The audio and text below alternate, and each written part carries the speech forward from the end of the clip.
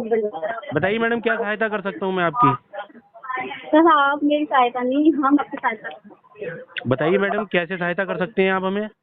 Sir मैं तो देखो रोटेशन के थ्रू ही आपकी सहायता कर सकती हूँ सर। मैडम थोड़ा तेज बोलिए, मैं थोड़ा ऊंचा सुनता हूँ। मैं रोटेशन के थ्रू ही आपकी सहायता कर सकती हूँ। कार्ड रोटेट कराने की बात कर रही हैं आप? Illegal funding?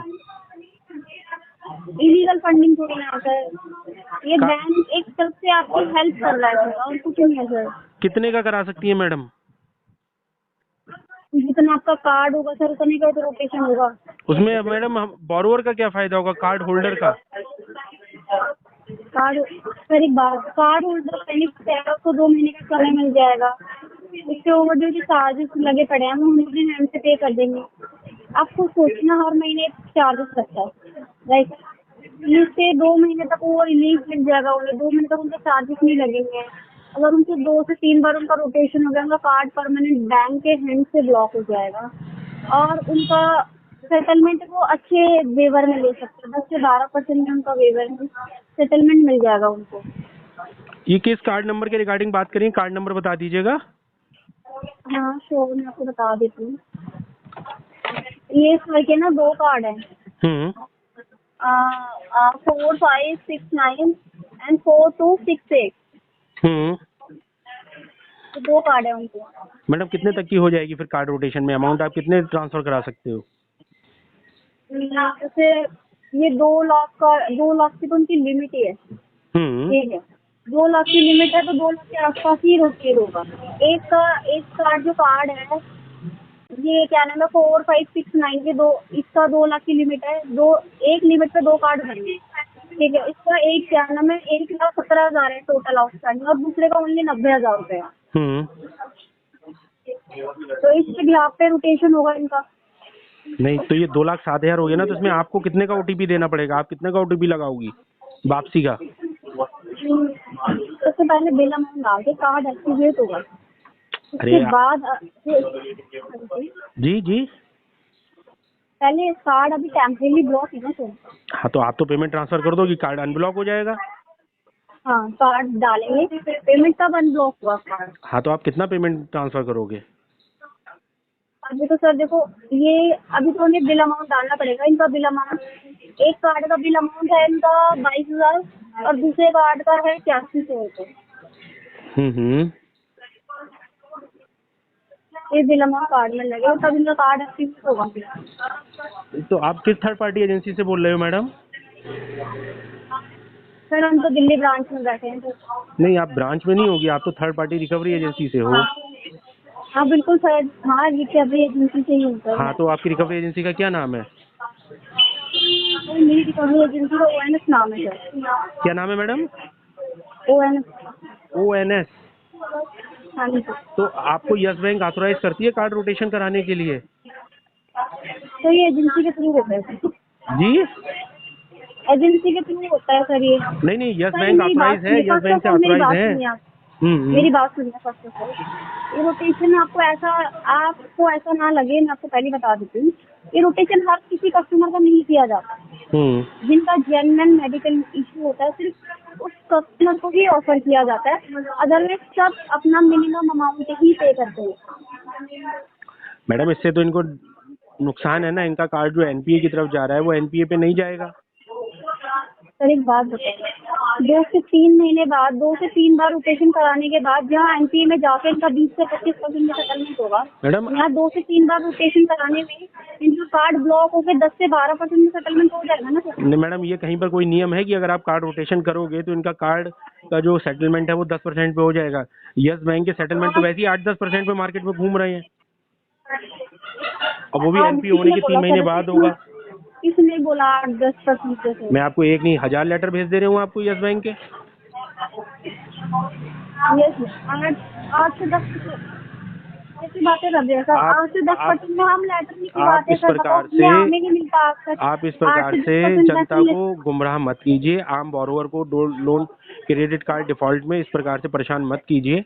ये गैर कानूनी और अवैध और गैर कानूनी है, और ये रिकॉर्डिंग अगर बैंक के कस्टमर केयर पे भी जाएगी तो आपकी थर्ड पार्टी एजेंसी को भी फायर कर दिया जाएगा। ठीक है ना। ये इलीगल एक्ट जनता को मत समझाइए, ना ही अपने फायदे के लिए, निजी स्वार्थों के लिए इस प्रकार से इलीगल फंडिंग का प्रलोभन दीजिए। सुनिए बात सुनिए, इसमें हमारा स्वार्थ कहाँ से? तो आपको क्या जरूरत पड़ी आप किसी के कार्ड में नहीं, आप कार्ड रोटेट करा रही हो, आपका ये स्वार्थ है इसमें। आप कस्टमर की हेल्प मत करो। आपको अगर हेल्प करनी है ना तो किसी कुष्ठ आश्रम को, किसी वृद्धा आश्रम को, किसी अनाथ आश्रम को गोद ले लो, लेकिन इस प्रकार से जनता की हेल्प मत करो। आप जनता की हेल्प नहीं कर रहे हो, उनके और इंडिकेटर लगा रहे हो। ना ही आरबीआई की तरफ से ऑथोराइज है, ना ही आरबीआई की तरफ से ऑथोराइज है, और ना ही आपके बैंक की तरफ से ऑथोराइज है ये चीजें। अच्छा एक बात बताओ सर, जो कस्टमर लाइव बनी ही नहीं है पेमेंट करने के लिए, अगर हम उसके भी आप पे वो पेमेंट जाने कर रहे उसका हैं, काम तो जाने। मुझे लगता है गलत है। अरे भाई बैंक अपना जो प्रोसेस है वो बैंक अपना लीगल प्रोसेस पूरा करेगी, जो भी उसका रिकवरी प्रोसेस है। आप बीच में चौधरी क्यों बन रहे हो? आप अपना कमीशन जनरेट करने के लिए, आप अपना टारगेट पूरा करने के लिए इन विचारों को, जिनको कोई जानकारी नहीं है, इनको बलि का बकरा बना रहे हो। कोई आज के टाइम पे ना, मेरी बात सुनिए, कोई आज के टाइम पे ना अनपढ़ नहीं है, किसी को ये नहीं पता कि हम उसको क्या इन्फॉर्मेशन दे रहे हैं। सब पढ़े लिखे नहीं तो आरबीआई से ऑथोराइज है कार्ड रोटेशन कराना, इलीगल फंडिंग कराना। ये रिजर्व बैंक ऑफ इंडिया से ऑथोराइज है रोटेशन कराना, इलीगल फंडिंग करना। आपके बैंक ने ऑथोराइज किया है तो आप मुझे वो दे दो। नहीं आप मुझे दे दो, मैं आपको कम से कम 4 से 5 करोड़ रुपए के कार्ड आपके अभी भेज देता हूँ। आप सब में इलीगल फंडिंग कर दो। 4 से 5 करोड़ रुपए के कार्ड भेज रहा हूँ मैं भी आपको। अगर यस बैंक ने आपको ऑथोराइज किया है कार्ड रोटेशन करने के लिए। मेरी बात सुनो, और रोटेशन करने के लिए ऑथराइज नहीं, तो कस्टमर ऑथराइज है पेमेंट ना करने के लिए। अरे कस्टमर करे ना करे, आपको क्यों चौधरी बन रही हो? आपने अपनी जेब से दिया है क्या? आपके अपने पिताजी का पैसा लगा है क्या? अरे आपके अपने पिताजी का पैसा लिया है, जिसका पैसा लगा है वो अपने आप वसूली कर लेगा, कानूनी प्रक्रिया अपने आके। आपके जो वित्तीय संस्थान है उसकी पूरी एक लीगल टीम बैठी हुई है और वो अपना रिकवरी प्रोसेस करेगी। उसकी लाखों करोड़ों रुपए महीना सैलरी जाती है। आप बीच में चौधरी क्यों बन रही हो? आप बीच में चाची क्यों बन रही हो? नहीं कुछ नहीं बनेगा। ये कंप्लेंट अभी फाइल होगी आरबीआई में और यस बैंक के साथ। ये अभी कंप्लेंट फाइल हो रही है आपकी इसी रिकॉर्डिंग के साथ। आपने कार्ड नंबर भी बता दिया, आउटस्टैंडिंग भी बता दिया, कार्ड होल्डर का नाम भी बता दिया। आपकी कंपनी टर्मिनेट होगी, आपकी कंपनी फायर होगी। बस हम यही करेंगे और ये अवेयरनेस के लिए बहुत जरूरी है, जिससे आप लोगों को भी इसका एक सबक मिले कि आप कैसे आम जनता को बेवकूफ बनाकर, भारत की जनता को बेवकूफ बनाकर परेशान कर रहे हो।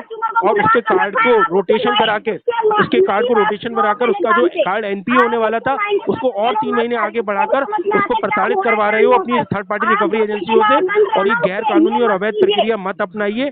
और अगर आपके ये प्रक्रिया जायज है तो आप आरबीआई से और अपने यस बैंक से मुझे लिखवा के दे दीजिए। मैं आपके पास जाने कितने करोड़ के कार्ड भेज दूंगा जिसमें आप रोटेशन करते करते थक जाओगे। बता दीजिए आप जो बैंक से कस्टमर से पैसा ले रहे हो, आप उसे यही तो बताइए ना, आप सेटलमेंट नहीं करा सकते। ये नहीं आपने कस्टमर को क्या सेटलमेंट करा सकते हैं, ये मत कराइए। तो आप सेटलमेंट का ऑफर दीजिए ना। आप कार्ड रोटेशन का ऑफर क्यों दे रही हैं? आपको कार्ड रोटेशन का ऑफर देने को किसने बोला है? 20-20 कॉल कर रहे हो, 15-15 कॉल रोज ही कर रहे हो। कार्ड रोटेशन का ऑफर करने के लिए किसने बोला है आपको?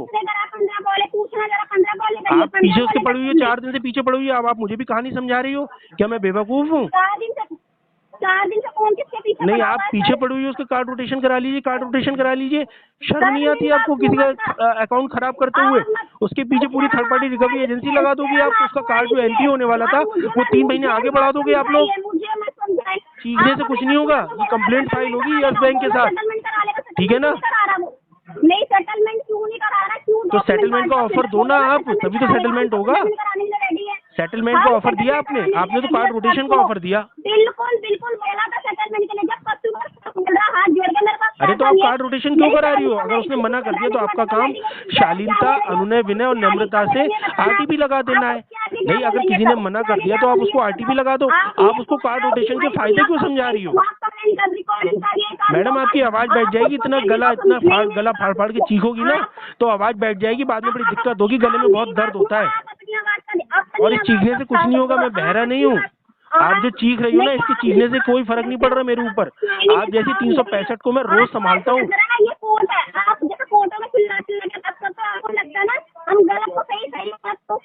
नहीं तो कार्ड रोटेशन ठीक है आपकी निगाह में? कार्ड रोटेशन आरबीआई से और यस बैंक ने ऑथोराइज की हुई है क्या?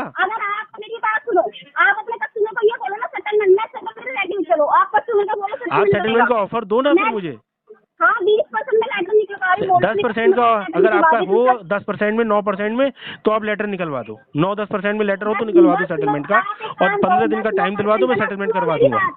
मेरी बात ध्यान से सुनो, 9-10% का आपके पास लेटर है, आपके पास 1000 लेटर पड़ेगा ना। हाँ मैं भेज देता हूँ आपको मैडम, आप आराम से पढ़ लेना और उसे देख लेना और उसे अपनी किताब अपनी ना स्क्रीनशॉट में लगा लेना सारे लेटरों को और देखती रहना उसको। अपना भेजो जो कस्टमर ने कराया ना 8 से वो वाला लेटर भेजो आपके। हाँ वो भेज देता हूँ। आपकी एम्प्लॉय आईडी क्या होगी? अपनी एम्प्लॉय आईडी और बता देना, रिकॉर्डेबल लाइन है। अपनी एम्प्लॉय आईडी और बता दो, कार्ड नंबर बैंक का नाम तो आपने बता दिया, अपनी एम्प्लॉय आईडी और बता दो आप। अच्छा अपनी एम्प्लॉय आईडी और बता दो आप। कंप्लेंट करूंगी। अरे कंप्लेंट तो फाइल होगी, रिकॉर्डिंग इतना बहुत है मैडम, इतनी बकवास आपने छौंक दी है, बहुत है इतनी बकवास हमारे लिए। सर इससे ज्यादा बकवास ना आप कर रहे हो, पता है? अरे आप मेरी कंप्लेंट करवा दो ना, आप अपनी एम्प्लॉय आईडी बताओ ना। अगर आप इतनी बड़ी वाली रिकवरी वाली हो, आप इतनी बड़ी बैंक की बेल विशर बन रही हो, जो कार्ड रोटेशन कराने को इतनी बड़ी आपने बहस कर ली, आर्ग्यू कर लिए, तो आप मुझे अपनी एम्प्लॉय आईडी बताओ ना, डीआरए लाइसेंस नंबर बताओ आप अपना। तभी तो बोल रही थी ना, मुझे तो नहीं पता था ना वो कस्टमर आपको लाइन पे है कि आप बात करने से अच्छा यहाँ पर बकवास करेंगे सर। नहीं मैं बकवास कर रहा हूँ तो आपको मेरी बकवास में बहुत मजा भी तो आ रहा है सुनने में। आपको मेरी बकवास बहुत अच्छी भी तो लग रही है। देखिए आप पूरी ऊपर से लेके नीचे तक लाल पीली हो गई, आपकी आवाज तक बैठ गई मेरे से बहस करते करते। Sir seriously I am not interested. मैं कस्टमर से बात कर रही थी ना, उसने आपको लाइन पे लिया है ना। हाँ तो ये तो उसकी अच्छी बात है ना कि जो चीज उसकी समझ में नहीं आई उसने एक जानकार आदमी को अपने लाइन में लिया कि जो दूध का दूध और पानी का पानी कर सके, और आप जैसे काल नेमी राक्षसों को सामने ला सके, जो एक औरत का भेष बन के बैठी हुई है, जो अपनी employ ID DRA licence number भी नहीं बता पा रही है। ठेकेदार बनने के लिए क्यों कर रहे हो सर? क्यों सपोर्ट कर रहे हो? आप नहीं सपोर्ट करने वाले उसको बोलो ना कि जा भाई ब्रांच में जाके तू सेटलमेंट करा दे, कोई कॉल नहीं आएगा तेरे पास, कोई विजिट नहीं हो, ये चीज। आपको इतना प्रसव पीड़ा क्यों हो रही है? आपको इतनी प्रसव पीड़ा क्यों हो रही है? आपके बाप का पैसा लगा हुआ है क्या? तेरे बाप का पैसा? हाँ मेरे बाप का लगा हुआ है। जाहिल औरत, जाहिल औरत, इससे ज्यादा तेरी औकात भी नहीं है। अपने असली रूप में आ गई, राक्षसनी के रूप में। जो एक अच्छी खासी और लड़की करके बात कर रही थी, वो एक काल नेमी राक्षसनी के रूप में सामने आ गई। हाय हाय मैडम थोड़ा हल्के बोलो, आवाज बैठ जाएगी। खूबसूरत औरतें अगर गुस्सा ज्यादा करती है ना तो उन पे बुढ़ापा जल्दी आता है।